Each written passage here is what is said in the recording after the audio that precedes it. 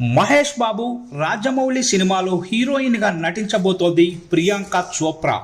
తాజాగా అగ్రిమెంట్ కూడా పూర్తయింది. షూటింగ్ కోసం విమానం ఎక్కడమే తరువాయి. ఇప్పుడు ఈ సినిమాలో ప్రియాంక రెమ్యునరేషన్ పై ఆసక్తికర చర్చ సాగుతోంది. టాలీవుడ్లో ఇప్పటి వరకు ఓ హీరోయిన్కి ఇచ్చిన అత్యధిక పారితోషికం 18 కోట్ల రూపాయలు. కల్కి సినిమా కోసం దీపికా పదుకునేకి ఈ మొత్తం ఇచ్చారనే ప్రచారం ఉంది.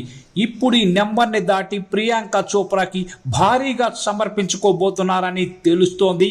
తాజా సమాచారం ప్రకారం ఆమెకు 25 కోట్ల రూపాయల రెమ్యునరేషన్ సెట్ చేశారంట. ప్రియాంక చోప్రా గ్లోబల్ స్టార్, ఎన్నో అంతర్జాతీయ చిత్రాల్లో నటించింది. మహేష్తో చేస్తున్న సినిమా కూడా ఇంటర్నేషనల్ ప్రాజెక్ట్ కాబట్టి రాజమౌళికి ఆటోమేటిక్గా ప్రియాంక చోప్రా మొదటి ఆప్షన్ అయింది. ఈ ప్రాజెక్టును అంతర్జాతీయ స్థాయికి తీసుకెళ్లే క్రమంలో మహేష్ బాబు కంటే ప్రియాంక చోప్రా అపీరియన్స్ ఎక్కువ ఆకర్షణ తెచ్చి పెడుతుందనేది బహిరంగ రహస్యం. కాబట్టి కోరినంత ఇవ్వాల్సిందే. అలా భారతీయ హీరోయిన్లలో అత్యధిక పారితోషికం తీసుకునే హీరోయిన్గా నిలిచింది ప్రియాంక చోప్రా. సినిమా 2 భాగాలుగా మారితే అప్పుడు లెక్క మళ్ళీ మారిపోతుంది. అది మరో రికార్డ్ అవుతోంది. మహేష్ బాబుతో చేస్తున్న సినిమాకు సంబంధించి పరోక్షంగా ఓ అప్డేట్ ఇచ్చాడు రాజమౌళి. సింహాన్ని బోనులో బంధిస్తున్నట్టు చూపిస్తూ పాస్పోర్ట్ చూపించాడు. ఈ చిన్న క్లిప్ను చాలామంది చాలా రకాలుగా అర్థం చేసుకున్నారు. మహేష్తో సినిమాకు అంతా సెట్ అయిందని, విదేశాలకు వెళ్ళి షూటింగ్ చేయబోతున్నామనే అర్థం వచ్చేలా ఉందని కొందరు భావించారు. ఇది నిజమే, కానీ ఇంకా చాలా ఉంది. అసలు మ్యాటర్ ఏంటంటే, కొన్నాళ్ళ కిందట ఇదే సింహం బొమ్మను పోస్ట్ చేసి దానికి మహేష్ బాబును ట్యాగ్ చేశాడు రాజమౌళి. ఇప్పుడు అదే సింహాన్ని బంధించినట్టు చూపించాడు.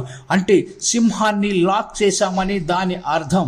అంతేకాదు, క్లిప్లో రాజమౌళి చూపించిన పాస్పోర్ట్ కూడా అతడి కాదు, మహేష్ బాబుది. అలా మహేష్ను పాస్పోర్ట్తో సహా లాక్ చేశామని రాజమౌళి పరోక్షంగా చెప్పినట్టయింది. దీనికి మహేష్ కూడా తనదైన శైలిలో క్లారిటీ ఇచ్చాడు.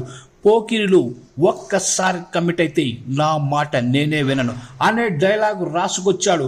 అంటే షూటింగ్కి రెడీ అయ్యానని, పూర్తిగా సినిమాకే అంకితం అవుతానని అర్థం. అంటే ఇకపై కుటుంబంతో విహారయాత్రలుండవన్న మాట, ఓన్లీ షూటింగ్. అటు హీరోయిన్ ప్రియాంక చోప్రా కూడా ఎట్టకేలకు సెట్స్ పైకి వెళ్తున్నాం అనే అర్థం వచ్చేలా స్పందించింది. మరోవైపు నమ్రత కూడా వీళ్ళని ఎంకరేజ్ చేస్తూ సోషల్ మీడియాలో చప్పట్లు కొట్టింది. అంతా బాగానే ఉంది, కానీ ఈ దాగుడు మూతలేంటో అర్థం కావడం లేదు. ఆ మధ్య సినిమా లాంచ్ చేశారు, ఆ విషయం చెప్పనే లేదు. ఇప్పుడు రెగ్యులర్ షూటింగ్కి వెళ్తున్నారు, ఈ విషయం కూడా నేరుగా చెప్పడం లేదు.